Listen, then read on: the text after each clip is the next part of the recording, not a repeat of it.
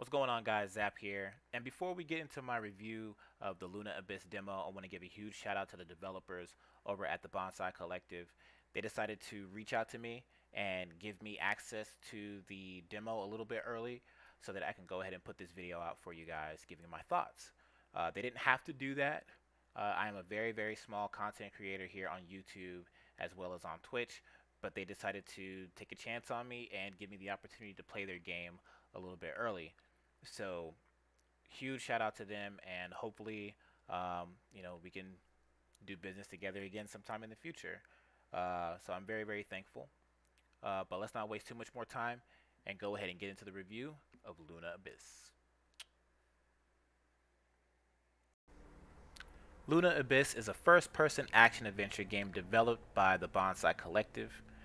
Now, as far as the story goes, they're not going to give you too much story. You wouldn't really expect that in a demo, especially because the demo is relatively short. I think I got through it in a little under 30 minutes. Um, but according to their website, the synopsis goes a little bit like this. You're a prisoner sentenced to explore a derelict megastructure that sprawls deep beneath the surface of a mimic moon called Luna. You are tasked with recovering forgotten technology from within the abyss and the lost colony it consumed. Every move you make will be overseen by your artificial prison guard named Island. Now, in short, you're basically in prison and you're being forced to look for lost technology, quote unquote lost technology. Now, why you're looking for this technology and why this technology is so important remains to be seen. But there are little collectibles that you can find throughout the level that will kind of give you a little bit of an idea of what went wrong and what you're doing underground. So take that for what you will. Now, right out the gate, I noticed a little bit of the performance with the game being a little bit stuttery, but once the game got flowing and I got to get into some of the action and some of the jumping sequences and the platforming, the game slowly started to smooth out. It was my first time turning the game on and firing it up, and I was still trying to mess around with some of the settings to better optimize my gaming experience. To my knowledge and from what I've played, the game is very well optimized for PC. I do not have the best rig. However, what you are seeing is only a small snippet of the beauty that I got when I got to play it, because we all know that YouTube kind of downscales the resolution and makes things look a little bit more uh, choppy looking than it actually is. I played the game at 1080p at 120 FPS, and for the most part, I got no real hiccups, no real issues.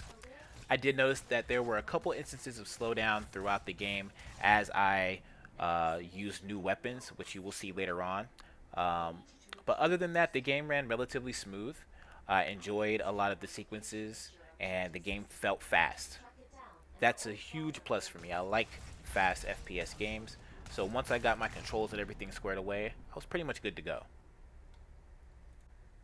Now, one of the first things that got my attention once I got out of the initial tomb and finally got to explore a little bit of the map was just the level of detail that the Bonsai Collective put into the environment to try to get you pulled in and really get you engrossed and immersed into the environment.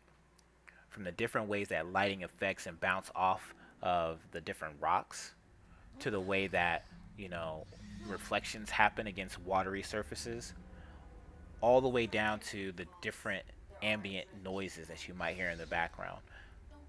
Luna Abyss and the Bonsai Collective did a fantastic job of really trying to pull the player in and make you feel somewhat invested in this short demo gameplay that we get. Not too damn bad. Not bad at all. One thing that really caught me off guard was the level of the voice acting. The voice acting in this game is not bad at all. As a matter of fact, I would argue that it's fairly on par with some of the more recent games that we've gotten coming from AAA studios. I'm baffled, honestly. My boy Waif, or Wife, however you pronounce his name, sounded very convincing in the things that he was telling me. Granted, I had absolutely no idea what he was talking about because the story hasn't really been fleshed out that well, but I really enjoyed it. Go ahead, take a listen for yourself. Let me know what you guys think. These depths grow stifling after a while. I can't recall when I last saw moonlight. A relic of different times. We create time where none exists. It has no material meaning, no worth with which to measure. Everything that is exists only as the sum total of what was and what is yet to come. As the snake swallows its own tail, so time swallows itself. You see.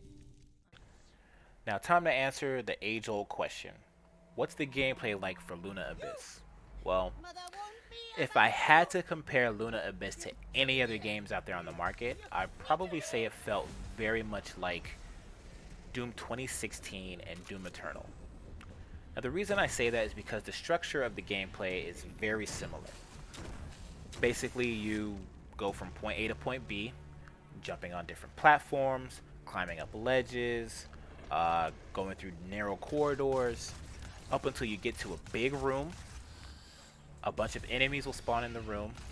You kill those enemies, and then you find your way out, and you traverse the map and do it all again, up until you get to the very end of the stage, where you fight the big boss, and then that's the end of the demo. Okay? Now, being compared to Doom 2016 and Doom Eternal is not a bad thing at all. Though both of those games are fantastic, and I thoroughly enjoyed Luna Abyss the time I got to play it in the demo. However, if you're looking for a game that's going to completely, revolutionize the FPS genre, Luna Abyss is probably not that game. I think that they're putting a lot more into the story aspect of the game, which I can thoroughly appreciate. And the gameplay is just going to kind of follow suit behind that. I think that there's also more to explore with the different weapon types, because the demo only gives you access to 2 different weapons. The scout gun, I believe it was called, and the shield breaker, which I really like the shield breaker a lot. But I can totally see the vision with the game, and hopefully the weapons and any other abilities that might come later complement the gameplay a lot more, which kind of separates itself apart from Doom or any other games in the genre for that matter. So with that being said, I really thoroughly enjoyed the demo. If I had to give this game a score, 1 out of 10, with 10 being like the best and 1 being the worst, I'll probably give this game a solid 7, 8 out of 10. I really enjoyed the game. It felt great.